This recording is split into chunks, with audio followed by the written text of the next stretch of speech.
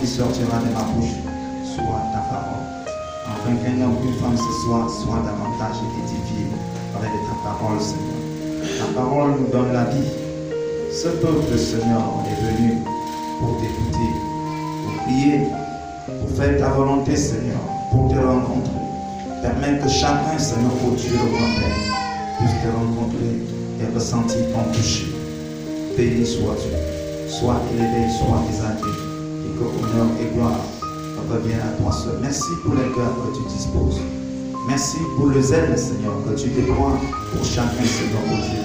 Afin que nous soyons, Seigneur, tous d'un commun accord. Papa Yahvé, animés d'une même pensée, animés d'un même esprit, l'esprit du Seigneur. Gloire à toi seul. Au nom de Jésus, j'ai ainsi prié. Que quelqu'un dit Amen. Amen. Amen. Amen. Amen. Amen. Gloire à Jésus. Nous allons donc aujourd'hui le peuple de Dieu. Nous savons quel temps nous traversons. Le Seigneur nous a parlé depuis dimanche. Le mystère qui est caché derrière la nativité de notre Seigneur et Sauveur Jésus-Christ de Nazareth.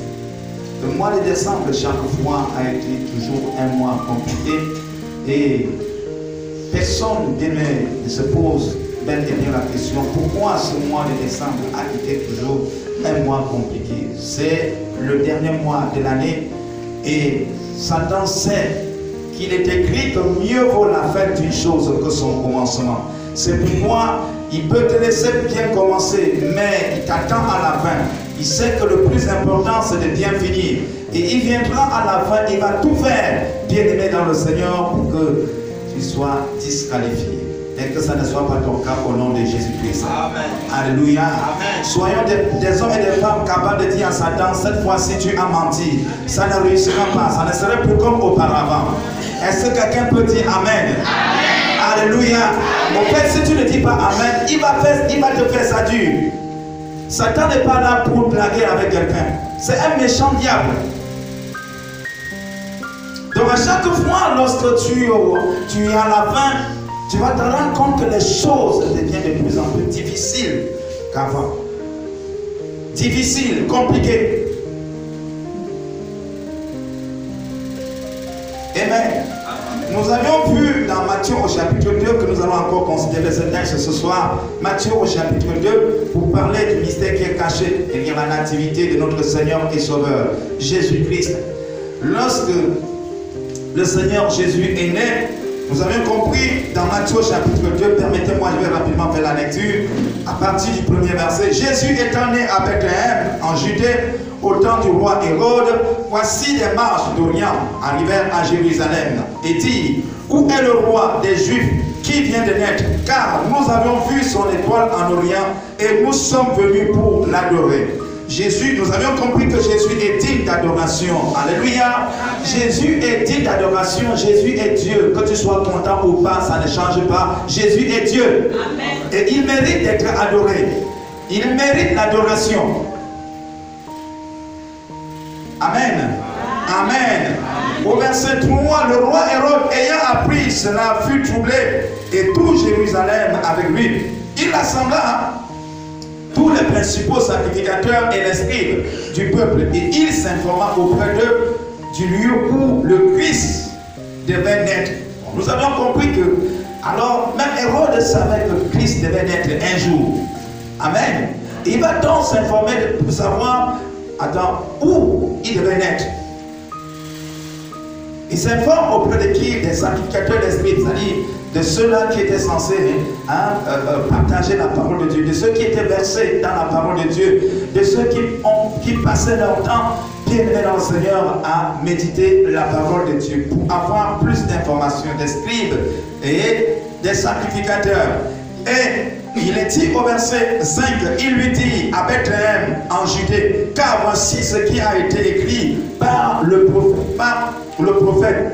Et toi, Bethléem, terre de Juda, tu n'es certes pas la moindre entre les principales villes de Juda, car de toi sortira un chef qui perdra Israël, mon peuple. Il s'agit du prophète Michée. Nous avions vu dans Michée au chapitre 5, où le prophète a prophétisé. Donc, les sacrificateurs avaient donc maîtrisé ce livre du prophète Michée, la prophétie qui avait été libérée, et ils croyaient à cette prophétie.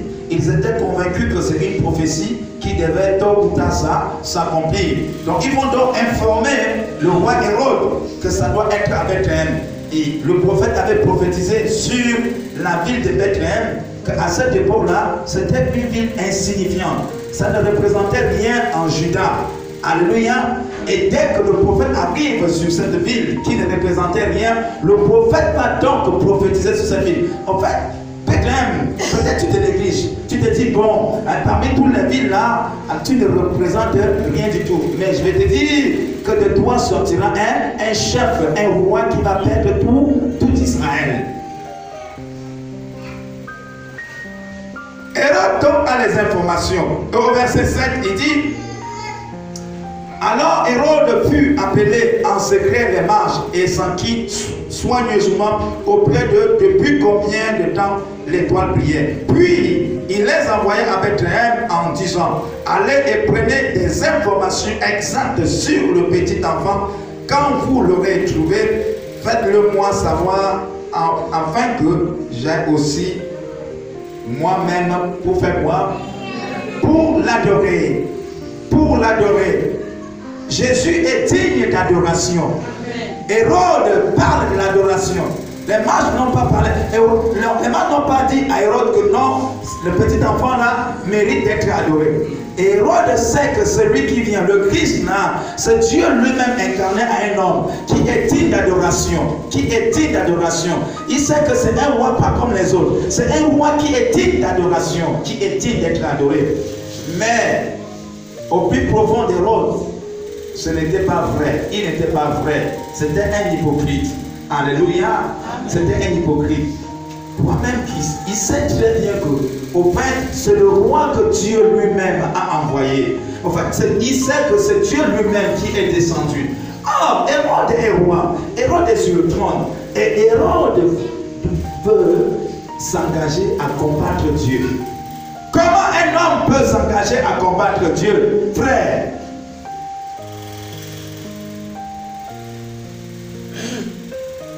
Comment un homme peut s'engager à combattre Dieu? Oui, Hérode était animé d'un esprit, mais comment un esprit peut combattre le chef des esprits? Car il a été dit de Jésus, Jésus-Christ est le chef de tout esprit. Il est le chef de tout esprit. Donc s'il y a des esprits qui existent, alors lui, il est le chef de tout esprit, quel qu'en soit l'esprit qui existe. Il est le chef de toute domination, de toute autorité. Il est le chef suprême. Et Hérode qui sait ça, Hérode donc s'engage à vouloir combattre contre son chef. La Bible dit, les mages donc vont partir au verset 9. Après avoir entendu le roi, il partit et voici l'étoile qu'il avait vue en Orient allait de devant eux jusqu'au moment où arrivait au-dessus du lieu où était le petit enfant. Elle s'arrêta. Quand ils aperçurent l'étoile, ils furent saisis d'une très grande joie et ils entrèrent dans la maison, virent le petit enfant avec Marie, sa mère, se prosternèrent et l'adorèrent. Ils ouvrirent ensuite leur trésor et lui offrirent en présent de l'or, de l'encens et du myrrhe. Puis, divinement avertis en songe de ne pas retourner vers Hérode, ils regagnèrent leur pays par un autre chemin. Le Seigneur, le Dieu très haut, va les visiter en songe. Parce que quoi, ils ont adoré celui qui mérite d'être adoré. Alors ils ont fait ce que Dieu voulait qu'ils fassent. Alors Dieu dit, si vous retournez vers Hérode, Hérode va vous tuer. Pourquoi? Parce que Dieu sonde les cœurs et les reins. Dieu sait ce qui est dans le cœur de Hérode. C'est un esprit de tuerie qui l'anime. Alléluia. Et il dit non, ne retournez pas là. Or, ces mages-là ont obéi à la voix de Dieu. Dès lors qu'ils ont obéi à la voix de Dieu, ils vont donc retourner chez eux sans problème, en choisissant un autre chemin qui n'était pas le chemin qu'ils ont emprunté au départ. Mais regardons à partir du verset 13. Lorsqu'il fut parti, voici un ange du Seigneur apparut en songe à Joseph et dit, lève-toi, prends le petit enfant et sa mère, fuis en Égypte et reste-y jusqu'à ce que je te parle, jusqu'à ce que je te parle, jusqu'à ce que je te parle, jusqu'à ce que je te parle. Alors, Joseph doit être à l'écoute de son Créateur. Joseph ne doit pas être dans la distraction. Est-ce que Dieu est en train d'annoncer à Joseph que là, il y a un danger qui arrive? Oui, Joseph, Dieu est en train d'annoncer à Joseph qu'il y a un danger qui arrive. Il sait l'esprit qui anime Hérode. Il sait que Hérode va tout faire. Il va se lever. L'esprit qui anime Hérode, c'est l'esprit de tuerie. C'est l'esprit de tuerie. C'est l'esprit de haine. Hérode n'a pas pitié. Hérode n'a pas pitié. Hérode n'a pas pitié. Frère, Hérode n'a pas pitié. Et ce n'est pas aujourd'hui que Hérode aura pitié. Hérode n'a pas pitié.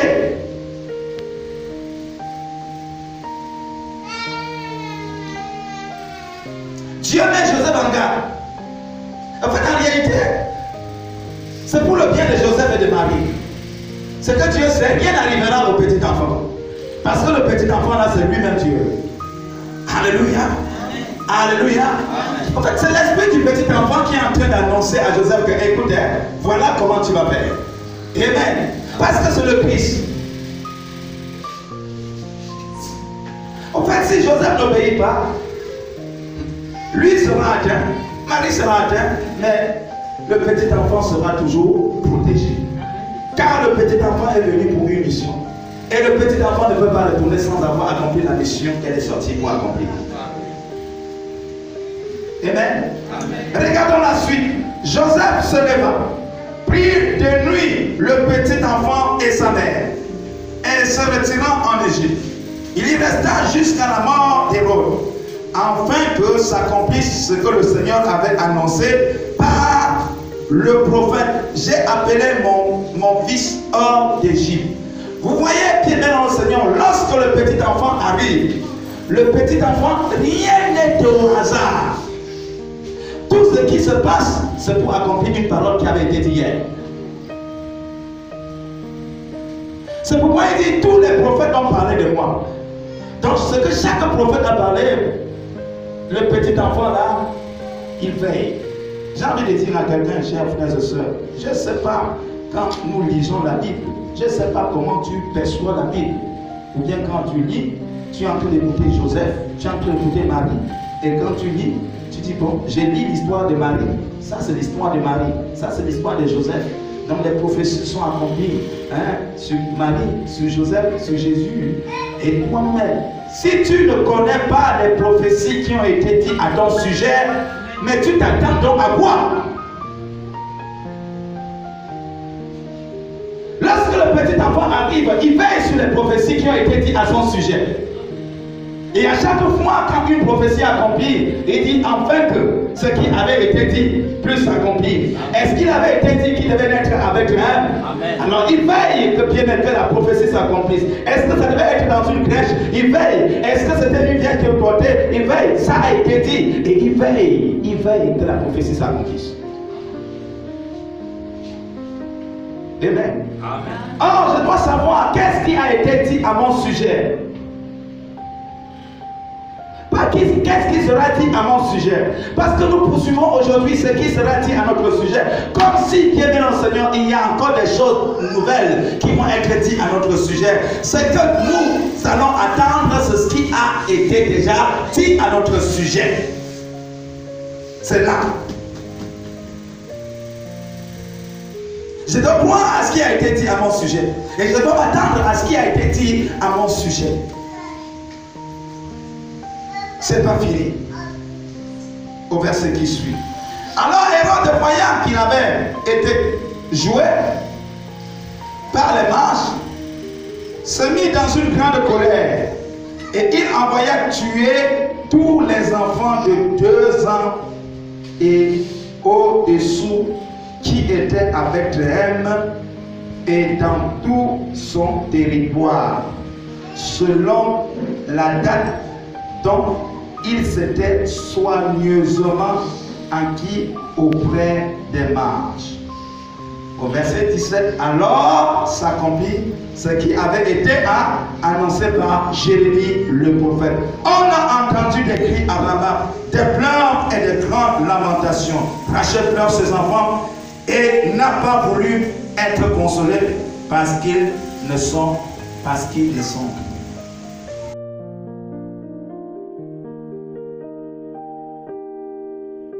Ensuite, dans tous les territoires, prie pour tes propres enfants. Dans le territoire, là où tu es, dans ta famille, ça tu pries pour tes propres enfants. Prie pour les enfants. Prie d'abord pour tes propres enfants. Si tu n'as pas les enfants, prie pour les enfants de tes frères, de tes soeurs.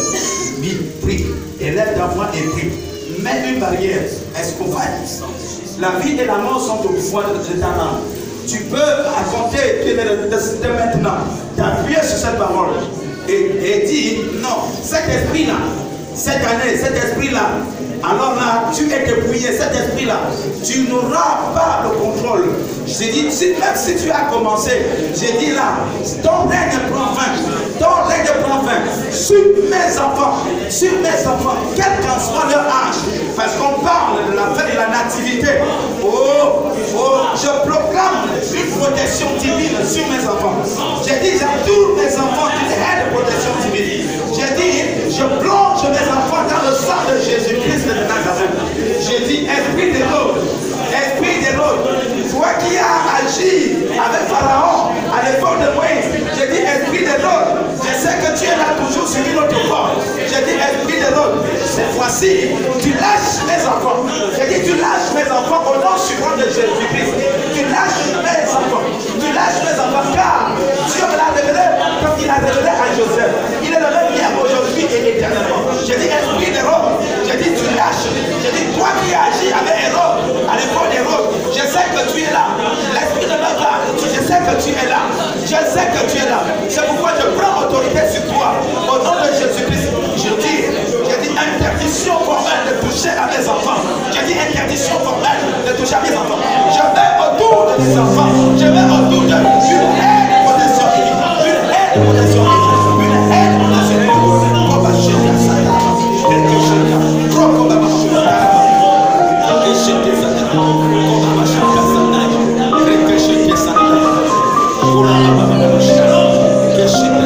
Nous continuons à prier. Avant de prier pour tous les enfants dans le territoire, nous allons prier, bien Seigneur, pour tout enfant de Dieu. Pour tout enfant de Dieu, tout enfant de Dieu. Que cet enfant soit dans la maison de prière ou pas, dans cette nation. Nous élevons la voix, nous prions pour leur protection. Nous prions au nom de Jésus de Nazareth pour les mettre en sécurité. Nous prions pour tout enfant de Dieu dans cette nation pour dire, et cet esprit qui animait Pharaon, qui animait Hérode, et qui est encore là, certainement sur d'autres formes, au nom de Jésus de Nazareth, même si sa maman est faible dans la prière, même si son papa est faible dans la prière, mais la prière de la maison de prière, ta prière, ma prière, au nom de Jésus de Nazareth, les choses, élève ta voix et prie au nom de Jésus-Christ, prie dans le nom de Jésus-Christ, prie pour les enfants, prie pour les enfants, prie pour les enfants, prie pour les enfants, des 0 jusqu'à même 15 ans, prie, tout enfant là, tout enfant qui s'engage, j'ai maintenant Seigneur pour cette fête, tout enfant qui s'engage pour cette fête, que l'esprit d'Hérode ne l'atteigne moi, au nom de Jésus, que l'esprit d'Hérode ne l'atteigne moi, au nom de Jésus, que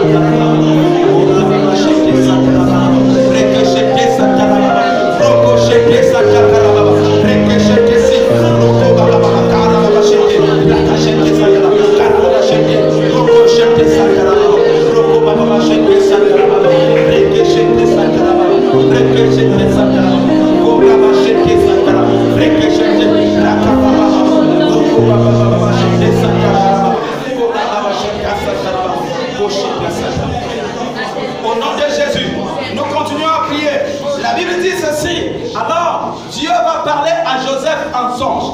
Il y en a qui ne sont pas avec nous. Il y a des papas bien-aimés dans le Seigneur qui craignent Dieu, qui ne sont pas avec nous. Nous voulons prier que Dieu parle, bien même cette nuit, que ce message, que Dieu les parle en songe. Mais qu'un papa soit capable d'écouter que ce songe-là, ça c'est Dieu qui me parle. Et soit prêt à obéir. Et ne pas renvoyer à demain, mais à obéir. David dit, la même nuit que Dieu a parlé, alors là il a compris. Et là ta voix et prie pour les papas de cette nation. Prie pour un papa. Prie. Au nom de Jésus de Nazareth, que le papa soit sensible à la voix de Dieu, que le papa soit sensible à la voix de Dieu, sensible à la voix de Dieu, ne pas exposer l'enfant, mais de veiller, d'écouter la voix de Dieu et de veiller sur l'enfant,